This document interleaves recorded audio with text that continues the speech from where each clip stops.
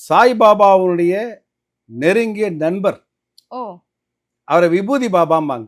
அந்த விபூதி பாபாட்ட போனோம் அப்படின்னு சொன்னா, விபூதியால் நெறைய நடக்கக்கூடிய அற்புதங்கள் நெறைய இருக்கு. அந்த விபூதியை பூசும் பொழுதே அற்புதங்கள் மிகப்பெரிய அளவுல நடக்கும்.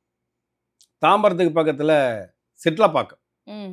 யார்ட்ட கேட்டாலும் சொல்லுவாங்க விபூதி பாபான்னு. ஒரு பெரிய அதிசயம் என்ன அப்படின்னு கேட்டீங்கன்னா, இன்னைக்கு நமக்கு கிடைத்திருக்கக்கூடிய வரப்பிரசாதம். அந்த விபூதி பாபாவுடைய சொந்த மகள் இன்றளவும் நம்மோடு வாழ்ந்து கொண்டிருக்கிறார்கள். ஓ! அவங்களுக்கு இப்போ வந்து 118 வயசு. ஆ. இங்க இருக்கக்கூடிய மீஞ்சூர்ல தான் இருக்காங்க. சரிங்களா? விபூதி பாபாவ அவங்களுடைய சொந்த மகள். அப்ப விபூதி பாபாட்ட என்னங்க அற்புதங்கள் இருக்கு? இப்ப நீங்க கேட்டீங்க இல்லையா? என்னால வந்து ராமானுஜர தேடி ஸ்ரீரங்கத்துக்கோ, அல்லது திருச்செந்தூருக்கோ போக முடியல. அப்ப நான் இங்க இருக்கக்கூடிய சித்தர்கள சொல்லுங்கன்னு கேட்டீங்க இல்லையா? அத மாதிரி ஷீரடிக்கு போய் என்னால சாய்பாபாவ தரிசனம் பண்றதுக்கு வாய்ப்பு கிடைக்கல.